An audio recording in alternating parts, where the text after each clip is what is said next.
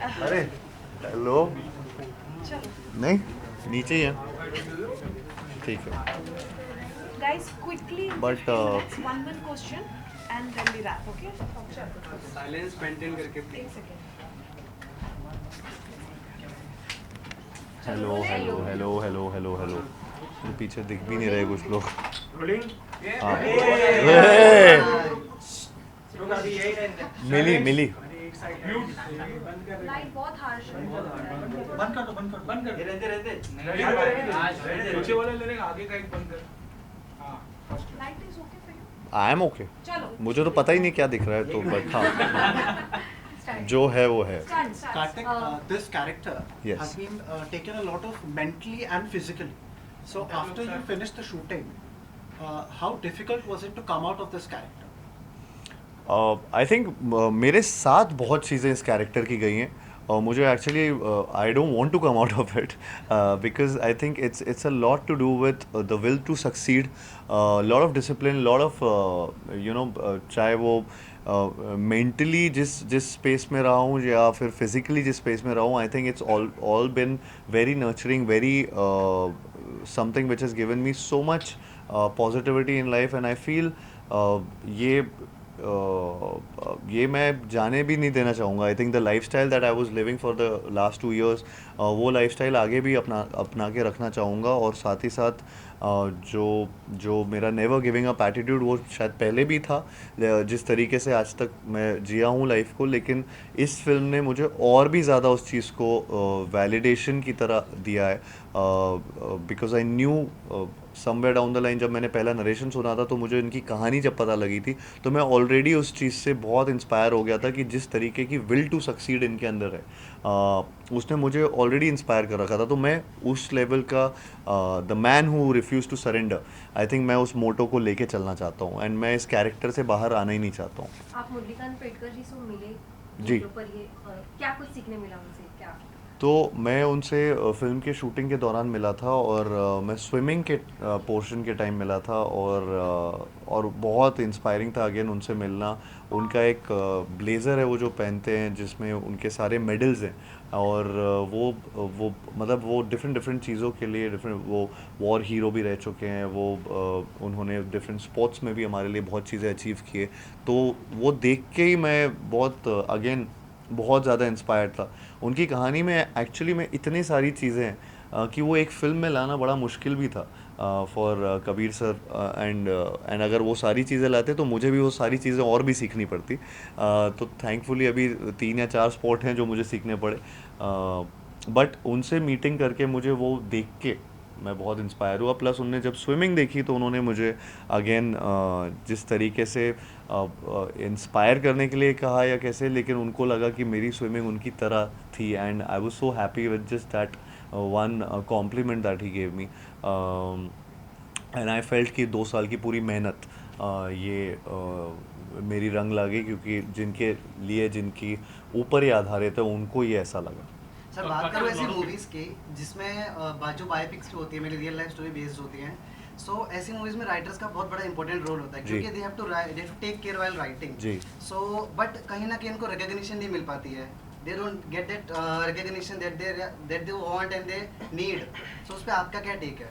देखिए मेरी जितनी भी फिल्में मैं करता हूँ उसमें मैं हमेशा और जब से मेरे पास फिल्मों के ऑप्शंस आने चालू हुए, मेरा बेसिक इंटेंट यही रहता है कि फ़िल्म की राइटिंग करेक्ट रहे और वो सबसे पहला पिलर होता है फ़िल्म के लिए जिसके ऊपर सब कुछ बेस्ड होता है। एंड इसलिए मेरे लिए तो वो बहुत ही बड़ी इम्पोर्टेंट चीज़ होती है, एक राइटर और उनका जो सुर है फिल्म का।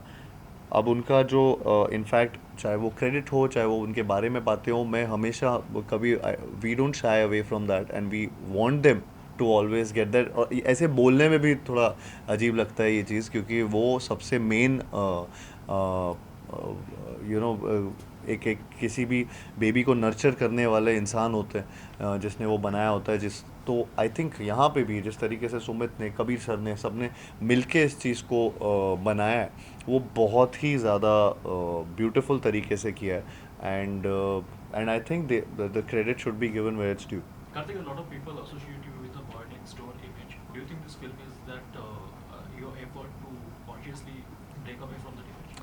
अभी मतलब मैं इससे पहले फ्रेडी भी कर चुका हूँ, धमाका भी किया है, और माई लास्ट रिलीज वो सत्य प्रेम की का था, एंड नाउ दिस। सो पता नहीं मैं कॉन्शियसली कर रहा हूँ या स्ट्रैटेजिक है, but I think my gut instinct जो मुझे आता है वो मैं उसको फॉलो कर रहा हूँ। शायद वो यही चाह रही है कि मैं अलग अलग करता रहूँ चीज़ें, लेकिन वो अपने आप हो रहा है। मेरे पास जो फिल्में आ रही हैं मैं उनमें से बस जब सुनता हूँ तब डिसाइड करता हूँ, इररिस्पेक्टिव ऑफ द जॉनर, कि नहीं यार ये मेरे स्ट्रैटेजी में नहीं बैठ रहा है, ऐसा नहीं सोचता हूँ। मैं ऐसे सोचता हूँ कि ये अच्छी फिल्म है, या मैं थिएटर जाके ये फिल्म देखना चाहता हूँ कि नहीं, और मुझे मज़ा आएगा कि नहीं। तो आई थिंक वो डिसीजंस पे ज़्यादा बेस्ड है, और वो ऑटोमेटिकली जब वो होता है तो अपने आप एक स्टीरियोटाइप ब्रेक होता रहता है। So I think I am going with the flow. अब कल को 3 फिल्में बैक टू बैक अगर मुझे रोमांटिक भी मिले तो मैं वो भी करूँगा। मैं अच्छी स्क्रिप्ट नहीं जाने दूँगा। But still adding to this, क्या कोई एक चीज which made you to say yes for this to go?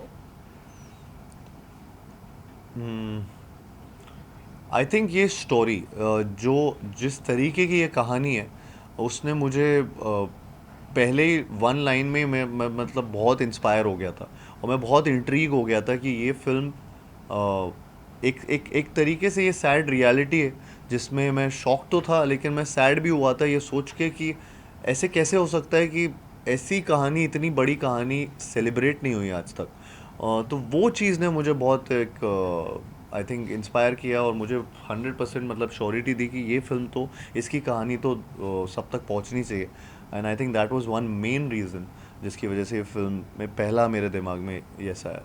Film में हेमांगी कवि, आरवा विलणकर मराठी एक्टर्स भी हैं, और खुद मुरलीकांत पेटकर सातारा से थे, महाराष्ट्र थे। सो उसके लिए आपने कैसे प्रिपेयर किया? मेरा और उनके साथ काम करने का एक्सपीरियंस कैसा? आई थिंक मैं पूरी कास्ट का ही बोलूँगा, धन्यवाद बोलूँगा पूरी कास्ट को, कि जिस तरीके से, और उसमें भी जिस तरीके से कबीर सर ने हम सबको कास्ट किया इस फिल्म में, वो बहुत ही यूनिक था। मैं बहुत मैक्सिमम लोगों के साथ फर्स्ट टाइम ही काम कर रहा था, एंड जिस तरीके की कास्टिंग है, जब आप फिल्म देखेंगे तो आपको वो उनकी यूनिकनेस समझ आएगी, क्योंकि वो बहुत ही एक अलग सा एक फैमिली रिलेशनशिप है, एक कोच और स्टूडेंट का एक रिलेशनशिप है।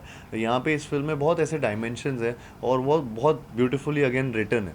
सो आई फील कि ये मैं थैंकफुल हूँ पूरे कास्ट का हमारी, जिन्होंने एक्चुअली, जिनके काम की वजह से शायद मेरा काम भी और अच्छा दिखता है। एंड हमारे यहाँ पे बहुत सारे ऐसे डायलेक्ट सीन्स थे जिसमें डायलेक्ट, क्योंकि पूरी पिक्चर हिंदी में, लेकिन क्योंकि मराठी थोड़ा सा होना था तो उसमें बहुत डायलेक्ट का यूज़ हुआ है, कि कहीं कहीं वर्ड्स की नहीं की जगह नहीं बोल दिया, चैम्पियन की जगह चैम्पियन बोल रहा है, चैम्पियन हूँ मैं की जगह है मैं। सो वो सारी चीज़ों में बहुत वर्क किया है, तो उस तरीके से डायलॉग को लिखा गया था और उसका सुर बनाया गया था। एंड तो वो सब चीज़ें मुझे बहुत हेल्प भी किए हैं to build a distinct character from what I have done before in any film. या Hardik, first of all huge congratulations for the Chandu champion. जैसे कि Thank हमने you. देखा है कि हर चंदू एक चैंपियन है, तो मेरे फादर साहब का नाम है चंदू, सो of course champion for me. क्या कहना रहेगा, जिस तरीके से हमने आपके अक्सर फिल्मों में देखा है कि म्यूजिक का काफ़ी एक अच्छा प्रभाव रहा है, चाहे अभी इस फिल्म में प्रीतम दा कंपोज कर रहे हैं। सो आपका और प्रीतम दा का अच्छा खासा कॉम्बिनेशन हमने देखा है, जैसे कि चाहे वो भूल भुलैया हो, चंदू चैंपियन हो, या फिर इसके पहले भी बहुत सारे आपने प्रोजेक्ट पेश किया था हो। तो किस तरीके से आप इस म्यूजिक कॉम्पोजिशन को देखते हो, और किस तरीके से कॉम्बो आपको लगता है? आई थिंक बहुत ही अच्छा कॉम्पोजिशन किया है, और ये पूरी एल्बम बहुत ही ज़्यादा अच्छी बनाई हुई है, जिसमें मेरा अभी रिसेंटली इनफैक्ट एक गाना लॉन्च हुआ जो सरफिरा गाना है, वो मुझे बहुत ज़्यादा पसंद है, उसकी मेलोडी। एंड इनफैक्ट वो फिल्म में जिस तरीके से, इसमें तो बॉडी ट्रांसफॉर्मेशन ज़्यादा दिखाया था सरफिरा में, लेकिन जिस तरीके से वो फिल्म में जब आता है वो बहुत इंस्पायर करेगा लोगों को, और वो बहुत मतलब गूज़बम्प मोमेंट है जब वो गाना आता है फिल्म में। मुझे लगता है कि उसके अलावा चैम्पियन जो सॉन्ग है, जो कि तू है चैम्पियन, वो तो एंथम बन चुका है, और वो आई थिंक बहुत ऐसे रेयरली आपकी फिल्म में ऐसे गाने आते हैं जो किसी भी सिचुएशन में कहीं ना कहीं आजकल, चाहे वो आप कोई ऐप खोलो, चाहे कहीं पे भी जाओ, आपको तू है चैम्पियन कहीं ना कहीं दिख जाता है किसी के उस पर फीड पे या किसी भी जगह पे। तो वो ऐसा सा गाना उन्होंने एंथम बना दिया है प्रीतम दा ने, जो बहुत ही आई थिंक हमारे फिल्म के लिए भी एक इम्पॉर्टेंट म्यूज़िक रहा, सॉन्ग रहा है।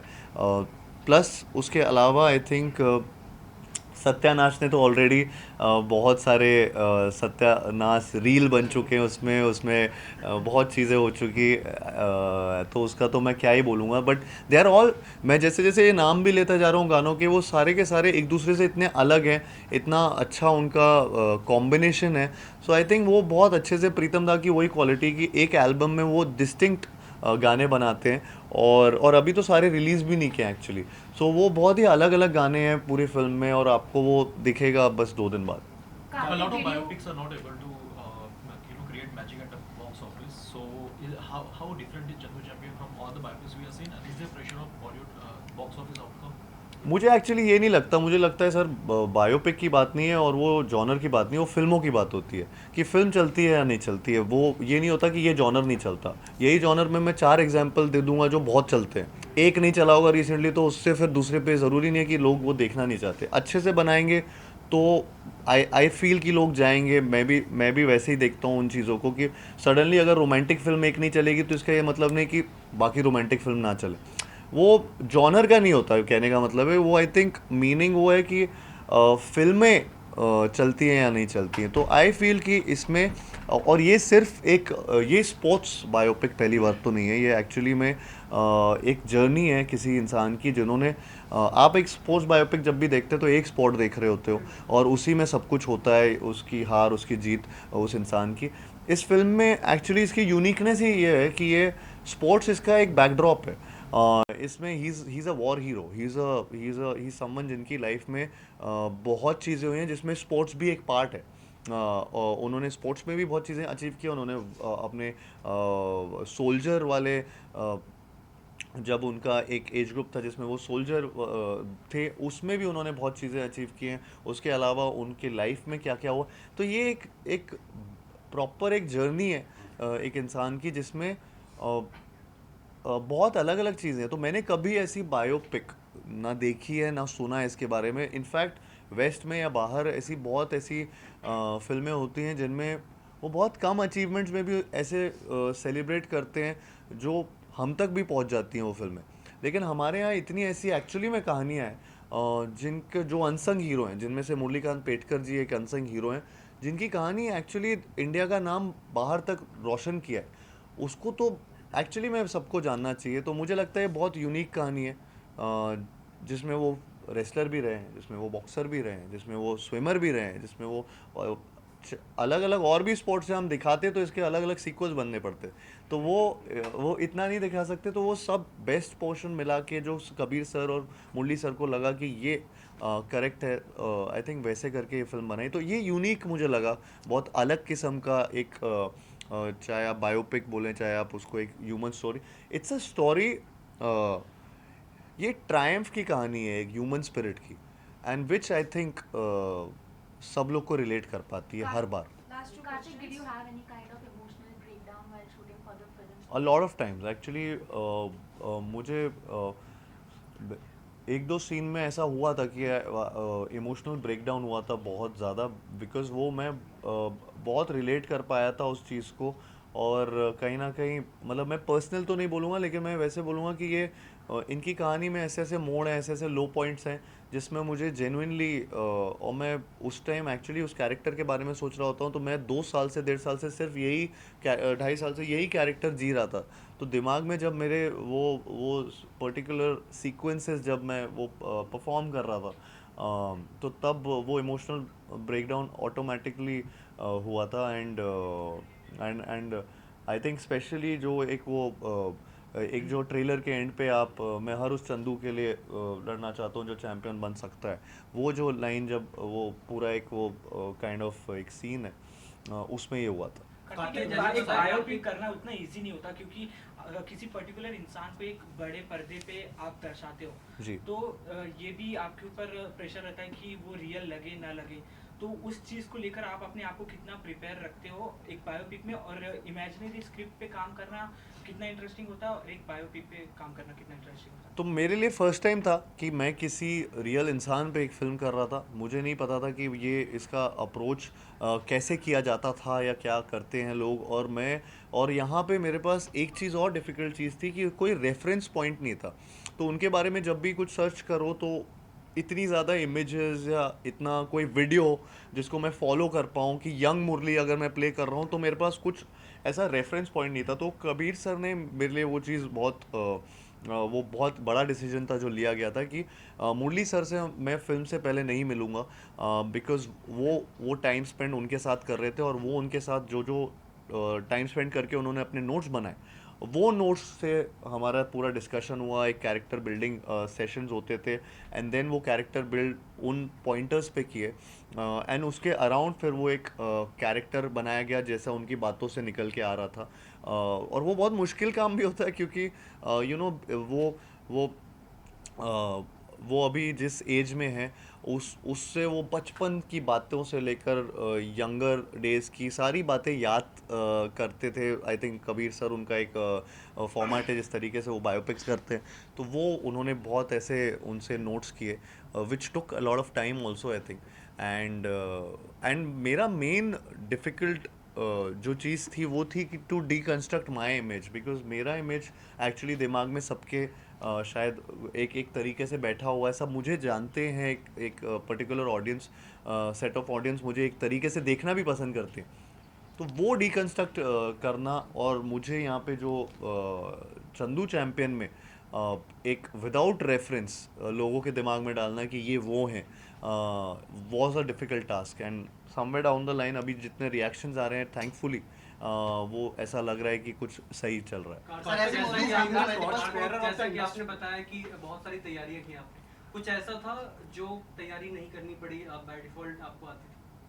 और इसमें एक भी चीज़ ऐसी नहीं थी। इसमें एक भी ऐसी चीज़ नहीं थी। मैं अपने आप को बहुत सोचता था कि मैं स्पोर्ट्स खेलता हूँ, मैं ये सब करता हूँ, क्रिकेट फुटबॉल सब आता है, लेकिन मैं जब इधर आया तो मुझे पता चला मुझे स्विमिंग करनी है, मुझे बॉक्सिंग करनी है, मुझे रेसलिंग करनी है।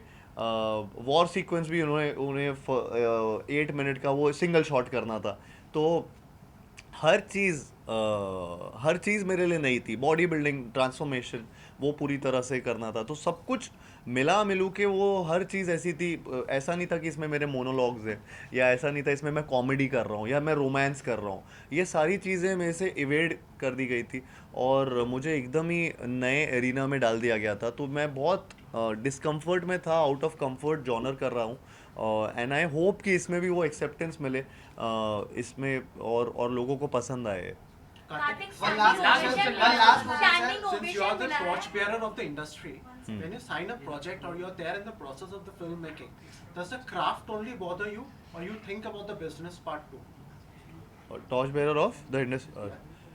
No, I think it's a combination of both. I think producers को प्रॉफिट होना भी बहुत ज़रूरी है एंड साथ ही साथ आपका एक जो पैशन है, जिस तरीके से आप फिल्म बना रहे हैं, वो क्रिएटिव सेटिस्फैक्शन भी आना चाहिए। तो ये दोनों चीज़ों का जब कॉम्बिनेशन होता है तो आई थिंक वो कंटेंट विद कमर्शियल सक्सेस वो मैं उसकी तरफ ज़्यादा ध्यान देता हूँ। एंड आई फील कि मेरी पिछली कुछ चॉइसेस में या फिल्म्स में वो दिखता होगा आपको। एट लास्ट सर, जो चंदू चैंपियन के जो दर्शक वेट कर रहे हैं उनको क्या मैसेज देना चाहोगे?